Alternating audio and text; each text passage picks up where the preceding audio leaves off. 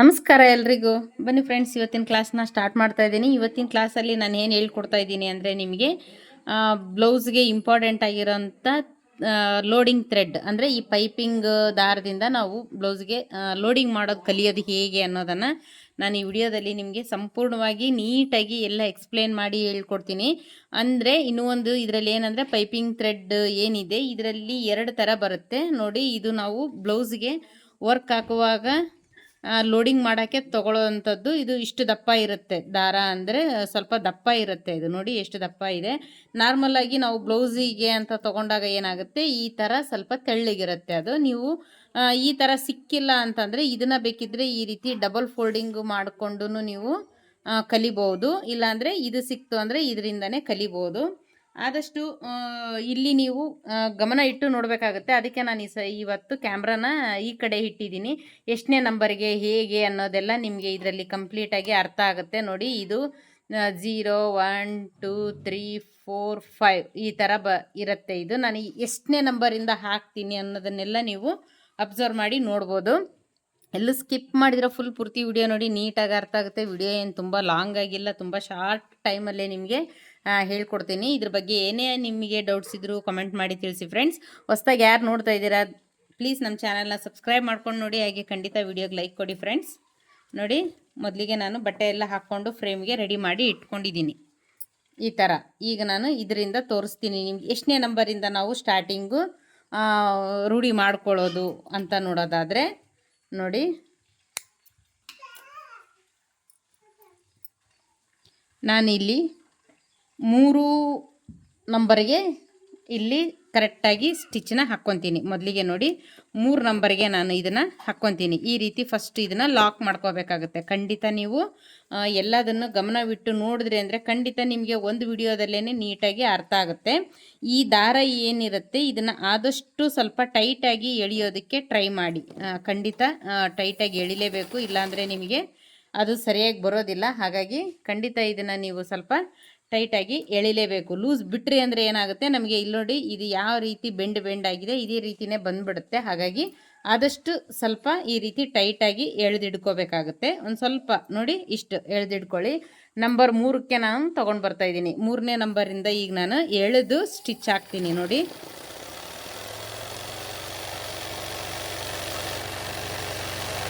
ಫಸ್ಟಿಗೆ ನಾನು ಇಲ್ಲಿ ಏನು ಮಾಡಿದ್ದೀನಿ, ಹಾಗೆ ಡಮ್ಮಿ ಸ್ಟಿಚ್ಚನ್ನ ಹಾಕ್ಕೊಂಡಿದ್ದೀನಿ. ನೀವು ಪೈಪಿಂಗ್ ಸ್ಟಿಚಿಂಗ್ ಕಲಿಬೇಕಾದ್ರೆ ಇದನ್ನು ನೆನಪಿಟ್ಕೊಳ್ಳೇಬೇಕು. ನೀವು ಈಗಲೇ ಫುಲ್ ಫಿಲ್ಲಿಂಗ್ ಮಾಡೋಕ್ಕೆ ಹೋಗಬಾರ್ದು.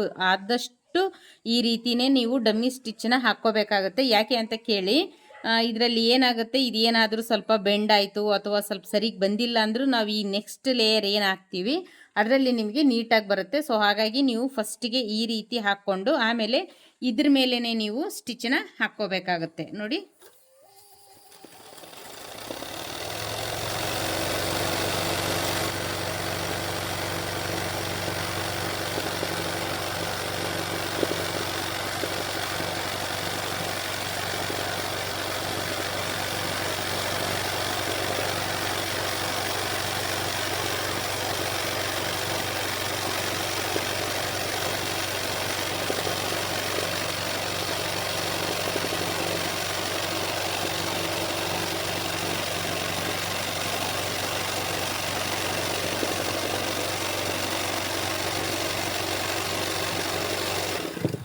ನೋಡಿ ಫ್ರೆಂಡ್ಸ್, ಈ ಥರ ಹಾಕಿದಾಗ ನಿಮಗೆ ಎಲ್ಲೂ ಬೆಂಡ್ ಆಗೋದಿಲ್ಲ, ಹಾಗೆಯೇ ಎಲ್ಲೂ ಗ್ಯಾಪ್ ಅನ್ನೋದು ಕಾಣೋದಿಲ್ಲ. ಈ ಪೈಪಿಂಗ್ ಥ್ರೆಡ್ ಏನಿದೆ ಇದು ನಿಮಗೆ ಎಲ್ಲೂ ಕಾಣಿಸ್ಬಾರ್ದು. ಆ ರೀತಿ ನೀಟಾಗಿ ಒಂದೇ ಲೆವೆಲ್ಗೆ ನಾವು ಇದನ್ನು ಇಲ್ಲಿ ಫಿಲ್ ಮಾಡ್ಕೋಬೇಕಾಗುತ್ತೆ ನೋಡಿ.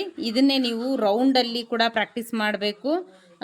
ರೌಂಡಲ್ಲೂ ಕೂಡ ಅಷ್ಟೇ, ನೀವು ಮೊದಲಿಗೆ ಏನಿರುತ್ತೋ ಕರೆಕ್ಟಾಗಿ ಮಾರ್ಕ್ ಹಾಕ್ಕೋಬೇಕಾಗುತ್ತೆ.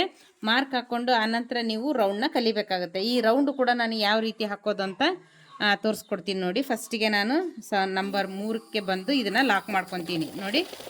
ಲಾಕ್ ಮಾಡಿಕೊಂಡು ಫಸ್ಟು ಸ್ಟ್ರೈಟಾಗಿ ಕಲಿಬೇಕು ನೀವು. ಫಸ್ಟಿಗೆ ಯಾವುದೇ ಕಾರಣಕ್ಕೂ ಸಡನ್ನಾಗಿ ರೌಂಡ್ ಹಾಕೋಕ್ಕೆ ಹೋಗಬೇಡಿ. ಫಸ್ಟು ಆದಷ್ಟು ಸ್ಟ್ರೈಟ್ ಕಲಿತು ಕೈ ತುಂಬ ಹುಷಾರಾಗಿ ಇಟ್ಕೊಳ್ಳಿ. ಆಮೇಲೆ ರೌಂಡನ್ನ ಪ್ರಾಕ್ಟೀಸ್ ಮಾಡ್ಕೊಳ್ಳಿ. ರೌಂಡನ್ನ ನೀವು ರೌಂಡು ಮಾರ್ಕ್ ಹಾಕ್ಕೊಂಡಿರ್ಬೇಕಾಗುತ್ತೆ.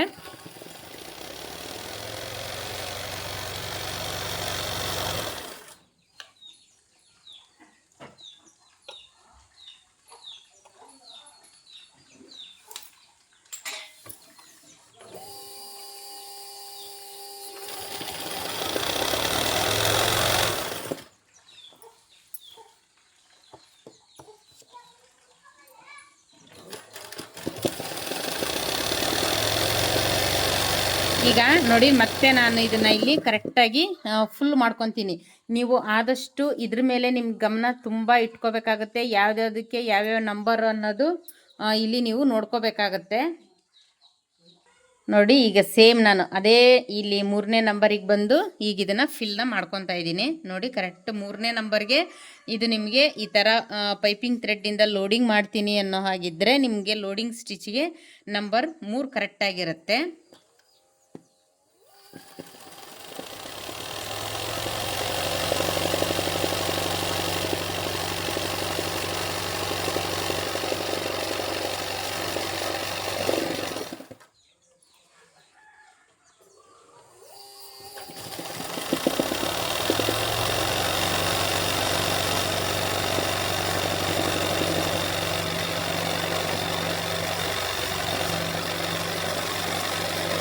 ನಿಮಗೇನಾದರೂ ಇಲ್ಲಿ ಮಧ್ಯ ಮಧ್ಯ ವೈಟ್ ಕಾಣಿಸ್ತಾ ಇದೆ ಅಂತ ಏನಾದರೂ ಅನಿಸ್ತು ಅಂದರೆ ನೀವು ವಾಪಸ್ ಹಿಂದೆ ಬಂದು ಮತ್ತೆ ಮುಂದಕ್ಕೆ ಕೂಡ ಹೋಗ್ಬೋದು. ನೋಡಿ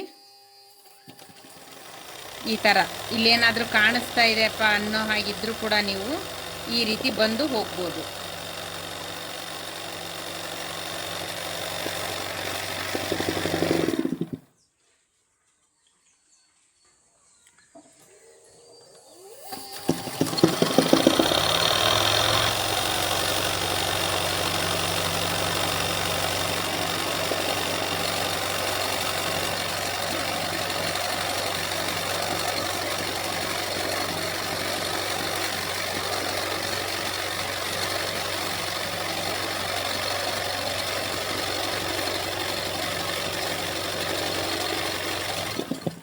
ನೋಡಿ ಈ ಥರ ಹಾಕ್ಕೋಬೋದು ನೀವು.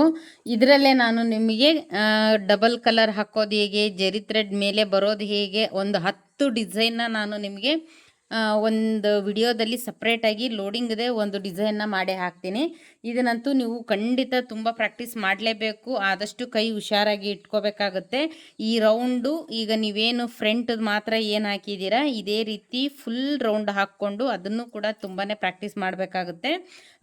ನಿಮಗೆ ಲೋಡಿಂಗ್ ಥ್ರೆಡ್ಡು ಅಥವಾ ಈ ಥರ ಪೈಪಿಂಗ್ ದಾರ ಏನಾದ್ರೂ ಸಿಕ್ಕಿಲ್ಲ ಅಂತ ಅಂದರೂ ಕೂಡ ಈ ಥರದ್ದಾದ್ರೂ ಡಬಲ್ ಲೇಯರಲ್ಲಿ ನೀವು ಮಾಡಿಕೊಂಡು ಹಾಕ್ಕೋಬೋದಾಗುತ್ತೆ. ಆದಷ್ಟು ಪೈಪಿಂಗ್ ಮಾಡೋ ದಾರದಿಂದ ಮಾಡಿದ್ರೆ ತುಂಬಾ ಇಷ್ಟು ಥರ ದಪ್ಪ ಬರಲ್ಲ ಅದು. ಇದನ್ನು ಆದಷ್ಟು ತಗೊಳ್ಳಿ. ಇದರಲ್ಲಿ ಏನೇ ಡೌಟ್ಸ್ ಇದ್ದರೂ ಫ್ರೆಂಡ್ಸ್ ಆದಷ್ಟು ನನಗೆ ಕಮೆಂಟ್ ಮಾಡಿ ತಿಳಿಸಿ.